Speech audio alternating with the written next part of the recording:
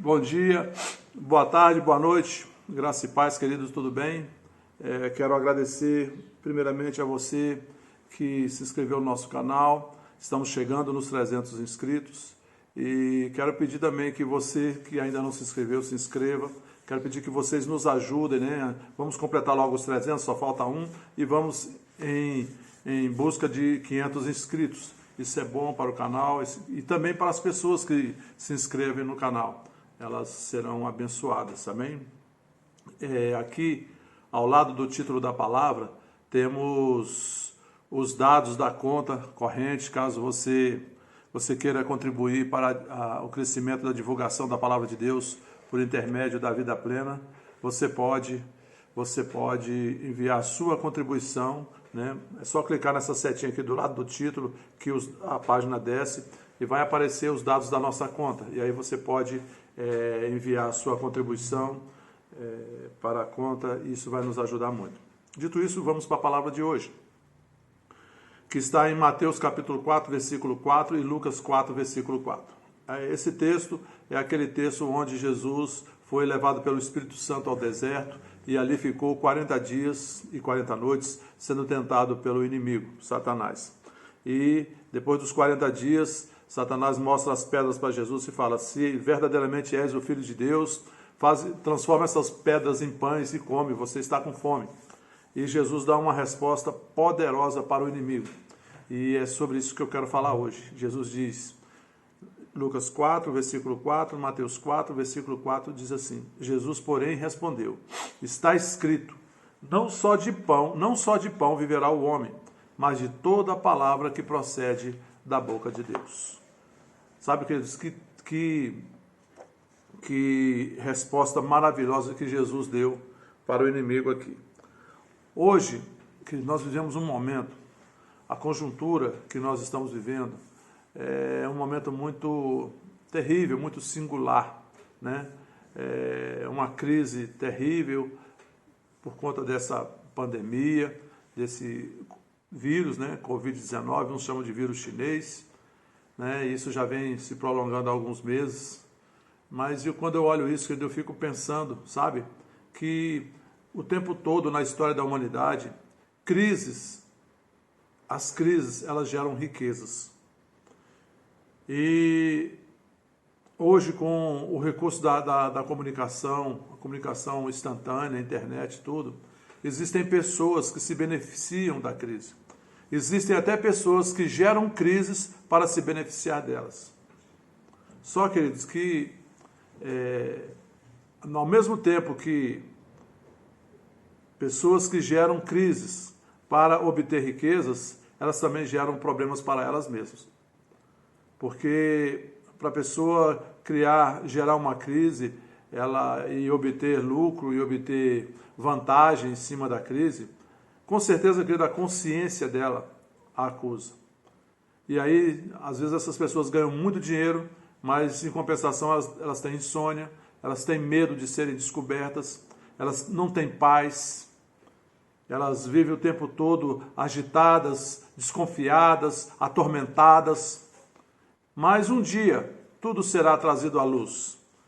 E também, queridos, nós não devemos nos preocupar porque da justiça de Deus ninguém escapa. Existe um princípio na palavra de Deus, que é a lei da semeadura e da colheita, que diz: tudo que o homem semear, isso também ele colherá. De Deus não se zomba. Então, cada um semeia, a semeadura é livre, mas a colheita ela é obrigatória. Mas o que nutre, querido, uma vida saudável aqui na terra, sobre todos os aspectos, não estou falando apenas da saúde do corpo, mas eu digo também saúde da alma, saúde do espírito, uma vida justa, uma vida equilibrada, uma vida cheia de paz, de alegria, vida eterna, vida na essência, a vida de Deus. O que nutre esta vida é a palavra de Deus. Por isso que Jesus disse: nem só de pão viverá o homem, mas de toda palavra que procede da boca de Deus. Pessoas buscam riqueza. A riqueza, querido, a palavra de Deus não é contra, Deus não é contra a riqueza. E a riqueza, ela conquistada com trabalho e com honestidade, ela é bênção. Provérbios fala isso. Mas quando a riqueza ela é administrada com o olhar na eternidade, aí é mais bênção ainda. Porque você não somente desfruta aqui na terra, mas você também vai desfrutar, né, dos benefícios gerados pela boa administração da riqueza na eternidade. Nós precisamos entender, queridos, que nós somos peregrinos aqui na terra. Nós estamos neste mundo, mas nós não somos desse mundo. Nós somos cidadãos dos céus, co-cidadão dos santos, somos da família de Deus. A nossa pátria não é aqui. A nossa morada eterna não é aqui na terra. Jesus foi preparar, ele diz isso em João capítulo 14. Irei e prepararei morada para todos vocês. Na casa de meu pai há muitas moradas. Eu vou preparar e volto para buscar vocês. Em Efésios, no capítulo 2, Paulo diz, a partir do versículo 11, ele diz assim: portanto, lembrai-vos de que outrora, vós, gentios na carne, nós éramos, né, gentios na carne, chamados incircuncisão por aqueles que se intitulam circuncisos na carne, por mãos humanas. Naquele tempo, estáveis sem Cristo, separados da comunidade de Israel, e estranhos às alianças da promessa, não tendo esperança e sem Deus no mundo. Mas agora, em Cristo Jesus, vós que antes estáveis longe, fostes aproximados pelo sangue de Cristo, porque Ele é a nossa paz, o qual de ambos fez um, gentios e judeus, Ele fez um povo só. E tendo derribado a parede da separação que estava no meio, a inimizade, aboliu na sua carne a lei dos mandamentos na forma de ordenanças, para que dos dois criasse em si mesmo um novo homem, fazendo a paz e reconciliasse ambos em um só corpo com Deus por intermédio da cruz, destruindo por ela a inimizade. Ali na cruz nós fomos reconciliados com Deus. Os nossos pecados foram perdoados, tanto de gentios quanto de judeus. Os nossos pecados foram perdoados, toda a humanidade foi perdoada ali na cruz do Calvário, porque o preço, né, do castigo pelo pecado foi pago ali na cruz por Jesus. Então, fomos já reconciliados. O que falta agora para a humanidade é reconhecer o sacrifício de Jesus, reconhecer que Jesus é o nosso substituto, nos substituiu ali na cruz, sofrendo o castigo que era para nós sofrermos, cremos em Jesus Cristo e confessá-lo como Senhor e Salvador das nossas vidas, aí então somos salvos. Continuando, versículo 17 de Efésios 2. E vindo, evangelizou paz a vós outros que estáveis longe, e paz também aos que estavam perto, aos judeus. Porque por ele ambos temos acesso ao Pai em um Espírito. Versículo 19, presta atenção, olha o que diz. Assim, já não sois estrangeiros e peregrinos, mas concidadãos dos santos, e sois da família de Deus. Repita comigo, diga: eu não sou estrangeiro e peregrino do céu. Eu sou concidadão dos santos. Eu sou cidadão do céu e sou da família de Deus. Versículo 20.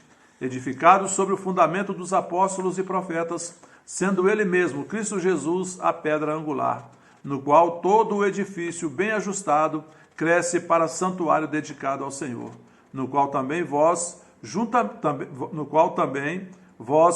estáis sendo edificados para a habitação de Deus no Espírito. Somos estrangeiros e peregrinos aqui na terra, queridos. Porém, somos concidadãos dos santos, somos cidadãos dos céus, somos família de Deus. Embora vivamos aqui na terra, embora estejamos aqui na terra, não somos deste mundo. Amém, queridos? Existe uma pátria nos esperando, a Nova Jerusalém, uma morada que Jesus foi preparar para levar aqueles que creem e o confessam como Senhor e Salvador. É o que a palavra de Deus nos mostra. Amém? Em 1 Pedro, capítulo 2, versículo 11 ao 17, Pedro diz assim: amados, exorto-vos como peregrinos e forasteiros que sois, aqui na terra, né? A vos absterdes das paixões carnais que fazem guerra contra a alma, mantendo exemplar o vosso procedimento no meio dos gentios, para que, naquilo que falam contra vós outros, como de malfeitores, observando-vos em vossas boas obras, glorifiquem a Deus no dia da visitação. Sujeitai-vos a toda a instituição humana por causa do Senhor, quer seja ao rei como soberano, quer às autoridades como enviadas por ele, tanto para castigo dos malfeitores, como para louvor dos que praticam o bem. Porque assim é a vontade de Deus, que pela prática do bem façais emudecer a ignorância dos insensatos, como livres que sois, não usando, todavia, a liberdade por pretexto da malícia, mas vivendo como servos de Deus. Tratai todos com honra, amai os irmãos, temei a Deus, honrai o rei. Pedro também confirma aquilo que Paulo diz, que nós somos peregrinos aqui na terra, né? Não somos cidadãos da terra, somos cidadãos do céu. Nós vivemos aqui na terra, querido, mas nós não somos cidadãos da terra. A nossa pátria é celestial. A nova Jerusalém nos espera. Se nós perseverarmos até o fim, como Jesus diz, né, nós seremos arrebatados se Jesus voltar e nós estivermos ainda vivos aqui na terra. Mas se já estivermos partido aqui da terra, em Cristo, né, tendo crido no Senhor Jesus e o confessado como Senhor e Salvador das nossas vidas, nós ressuscitaremos num corpo glorificado para estar com o Senhor nas nuvens e morar na Jerusalém celestial. Amém, queridos?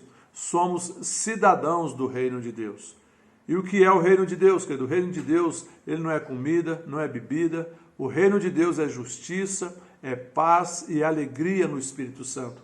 Paulo diz isso em Romanos 14, versículo 17. O reino de Deus não é comida nem bebida, mas é justiça, é paz e alegria no Espírito Santo. Amém, queridos? Por isso, nós devemos examinar como nós vivemos. A igreja, querido, nós somos a igreja do Senhor Jesus. A igreja do Senhor Jesus foi planejada por Deus, é uma ideia de Deus. A igreja foi planejada por Deus para ser sal e luz na terra, para influenciar as boas práticas e não para ser igual nas práticas do mundo. Nós não somos do mundo, devemos ser sal e luz, devemos fazer diferença na terra.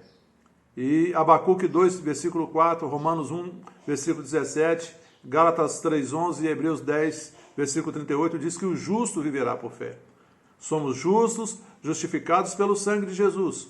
E a nossa vida hoje, querido, deve ser uma vida viver por fé.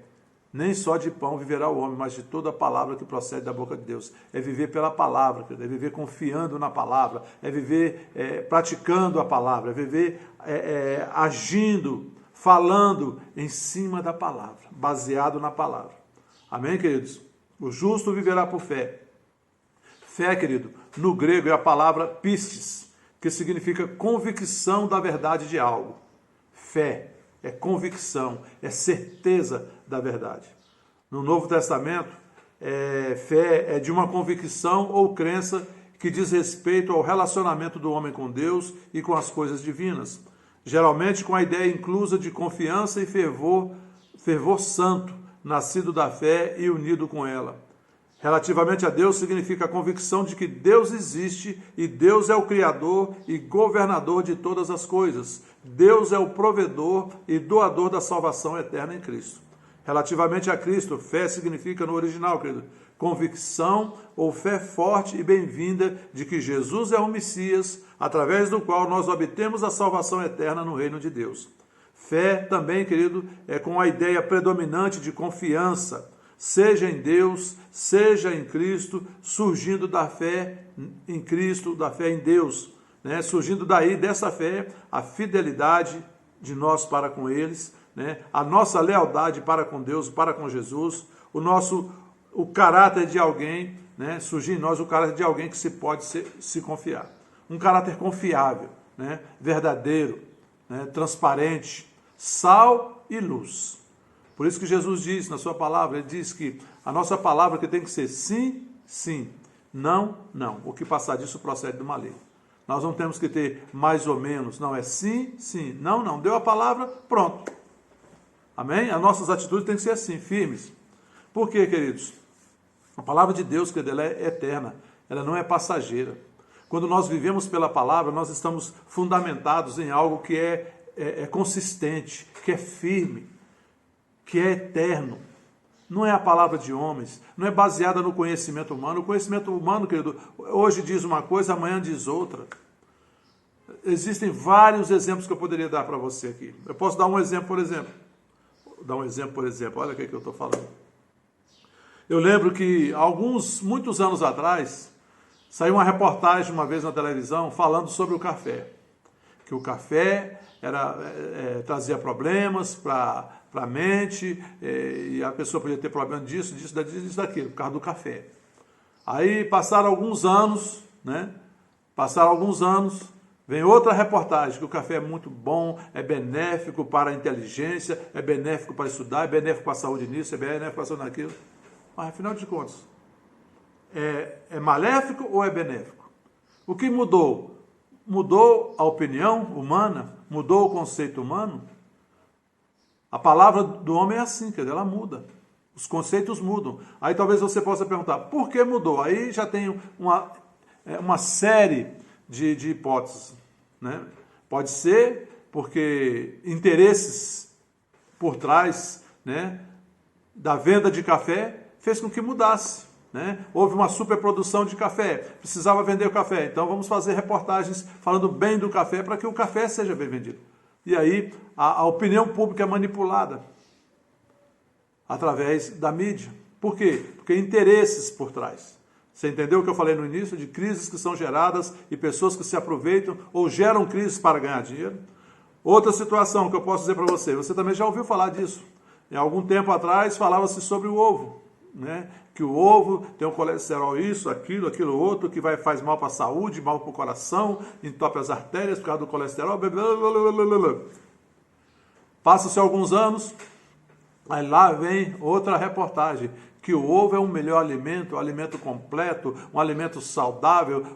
Antigamente as pessoas podiam comer no máximo 2 ovos por semana, porque não podia mais por causa do colesterol e tal. Hoje em dia não, o ovo é muito bom, proteína, não sei o que. Tem gente que come 30 ovos por dia. Quem faz musculação em alto rendimento come até 30 ovos por dia.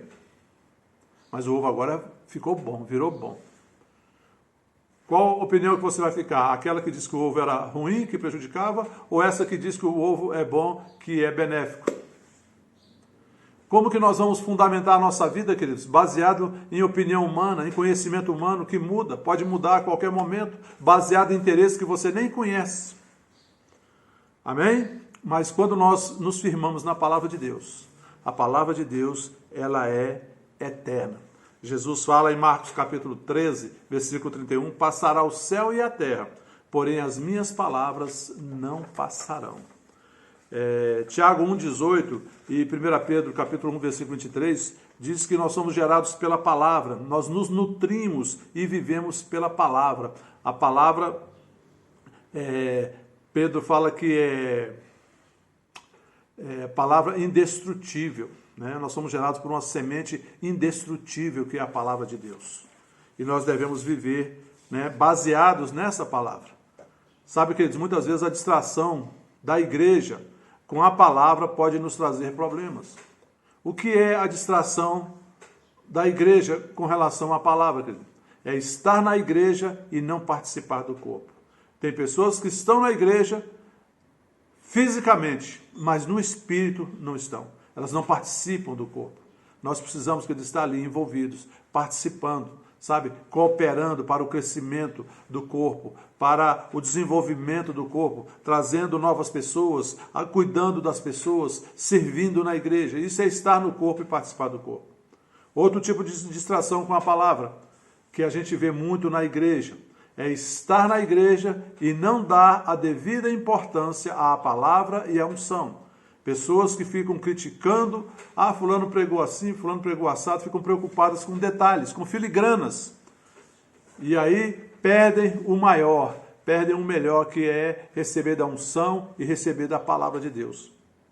Paulo, em 1 Tessalonicenses capítulo 2, no versículo 13, eu amo esse versículo, ele diz assim, ele elogiando aquela igreja de Tessalônica, ele diz: outra razão ainda temos nós para incessantemente dar graças a Deus.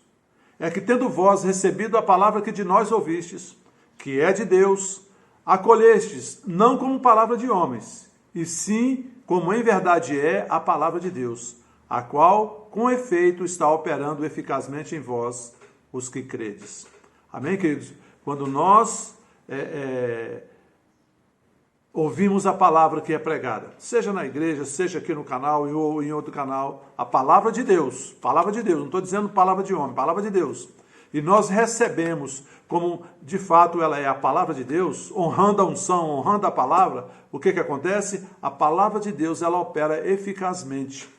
Ela cumpre o seu propósito, o propósito para o qual Deus a designou, e ela produz milagres em nossas vidas. Produz o sobrenatural nas nossas vidas.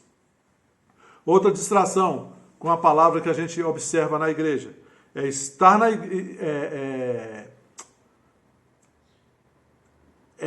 na igreja distraído. Em Atos capítulo 20, no versículo 7 ao 12, fala muito claramente, mostra muito claramente um fato que demonstra isso. A pessoa está na igreja, mas a mente dela, o olhar dela está no mundo. Atos capítulo 20, do versículo 7 ao 12, diz assim: No primeiro dia da semana, estando nós reunidos com o fim de partir o pão, Paulo, que devia seguir viagem no dia imediato, exortava-os e prolongou o discurso até a meia-noite. Havia muitas lâmpadas no cenáculo onde estávamos reunidos. Um jovem chamado Eutico, que estava sentado numa janela, adormecendo profundamente durante o prolongado discurso de Paulo, vencido pelo sono, caiu do terceiro andar abaixo e foi levantado morto.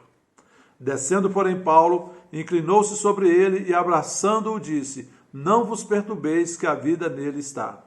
Subindo de novo, partiu o pão e comeu, e ainda lhes falou largamente até ao romper da alva, e assim partiu. Então conduziram vivo o rapaz e sentiram-se grandemente confortados. O que esse texto aqui nos mostra, querido? Nos mostra uma pessoa que estava num culto, né? Paulo estava ali no culto, na igreja, Paulo estava ministrando a palavra, e ele estava sentado na janela. A palavra não diz isso, mas eu posso imaginar, queridos. Eu estou aqui imaginando, tá? Não estou acusando o Eutico disso, mas eu posso imaginar. Ele estava na janela, ele estava entre dois mundos. Estava entre a igreja, que estava ali onde Paulo estava pregando, e estava olhando para a rua. Estava na janela, estava vendo a rua, o movimento da rua, as pessoas que passavam, o que estava acontecendo. Então ele nem focalizava a palavra e nem focalizava o mundo, ele estava distraído. E aí, o que aconteceu? Na sua distração, ele adormeceu, né? Distraído com o mundo, né? Ele não estava ligado na unção, na palavra. Se ele tivesse ligado na unção, ele teria feito como os outros, que ficaram até o amanhecer ouvindo e não adormeceram. Mas, porque ele estava, né, com a atenção ali dividida entre a unção, entre o que estava acontecendo ali na igreja, na reunião da igreja, e o que estava acontecendo no mundo, ele adormeceu e caiu para a morte. Sabe, queridos, a tendência do mundo é piorar. Nós não devemos ficar olhando para o mundo e focalizando as coisas que estão acontecendo no mundo. Não espere que o mundo vai melhorar, querido, porque não vai melhorar. Jesus diz que o mundo jaz no maligno. Querido, o mundo está debaixo de um sistema contrário à palavra de Deus. O mundo está debaixo de um sistema, querido, completamente contrário a Deus e a sua palavra. E isso só vai piorar, queridos. Para o mundo, para a igreja não. Para a igreja é de um degrau de glória a outro degrau de glória. Ainda que estejamos no mundo enfrentando dificuldades, enfrentando perseguição, nós vamos vencer, porque a igreja sempre vence, querido. A igreja é invencível. Amém, queridos? Agora, ainda que esse sistema esteja aí no mundo, esse sistema maligno, né? A nossa fé vence o mundo. Por isso nós devemos viver pela palavra. Nem só de pão viverá o homem, mas de toda palavra que procede de Deus. Porque a nossa fé vence esse sistema que está aí no mundo. Em 1 João capítulo 5, do versículo 3 ao 5, João diz: porque este é o amor de Deus, que guardemos os seus mandamentos, viver pela palavra, viver pela fé. Ora, os seus mandamentos não são penosos, porque todo o que é nascido de Deus vence o mundo. Você é nascido de Deus, querido. Eu sou nascido de Deus. Nós vencemos o mundo, nós vencemos esse mundo. E esta é a vitória que vence o mundo, a nossa fé. Amém? Quem é o que vence o mundo, senão aquele que crê ser Jesus o Filho de Deus? Amém, queridos? Nem só de pão viverá o homem, mas de toda a palavra que procede da boca de Deus. Vivamos pela palavra, vivamos por fé e vençamos o mundo. Amém, queridos? Lembre-se, nós estamos no mundo, mas nós não somos do mundo. Vivamos como filhos de Deus, aguardando a volta do nosso Senhor e Salvador Jesus Cristo. Jesus mesmo nos advertiu em Mateus capítulo 16, do versículo 24 ao 27, e Marcos 8, do versículo 34 ao 38. Ele diz assim: que aproveita ao homem ganhar o mundo inteiro e perder a sua alma? Pense nisso. Vivamos como cidadãos dos céus, como concidadãos dos santos aqui na terra. Somos peregrinos aqui na terra, mas somos cidadãos dos céus. Amém? Feche seus olhos, vou orar nesse momento. Pai, em nome de Jesus, eu te agradeço pela tua palavra. A tua palavra é a verdade, Pai. Te agradeço porque temos consciência que não somos cidadãos da terra, não somos deste mundo. Muito embora estejamos aqui neste mundo, não somos cidadãos do mundo, somos cidadãos dos céus. E aguardamos, Pai, a gloriosa vinda do Senhor Jesus para buscar a igreja. Em nome de Jesus, eu oro por cada um que estão ouvindo essa palavra, que essa palavra venha trazer iluminação ao entendimento. Em nome de Jesus, Pai, eu oro e abençoo cada um da vida plena que está assistindo, cada um que está assistindo essa mensagem, eu declaro sobre eles paz, alegria, saúde e prosperidade do céu. Querido, se você que me ouviu ainda não entregou a sua vida ao Senhor Jesus, eu queria convidar você a fazer uma oração comigo agora aí, onde você está ouvindo essa palavra. Feche seus olhos, levante a sua mão e diga assim comigo: eu creio em Jesus Cristo. Eu creio que Jesus Cristo é o Filho de Deus, que veio a essa terra como um homem, viveu aqui como um homem, mas, porém, sem pecado. Eu creio que Jesus morreu na cruz pelos meus pecados. Porém, no terceiro dia, Deus o ressuscitou dos mortos. E hoje, Jesus Cristo está vivo, assentado à direita de Deus Pai, intercedendo por todos aqueles que creem no seu nome. Eu creio em Jesus Cristo. Jesus Cristo é o Senhor e o Salvador da minha vida, para a glória de Deus Pai. Amém. Amém, queridos? Se você fez essa oração pela primeira vez, saiba que esse é o dia que você nasceu de novo, porque quando nós cremos no Senhor Jesus e nós o confessamos como Senhor e Salvador das nossas vidas, a palavra diz que nós nascemos de novo. Não nascimento da carne, mas nascimento de Deus, nascimento no Espírito, um novo nascimento no Espírito. Amém? Até a próxima. Fiquem com Deus, fiquem na paz. Bom dia, boa tarde ou boa noite a todos. Fiquem na paz.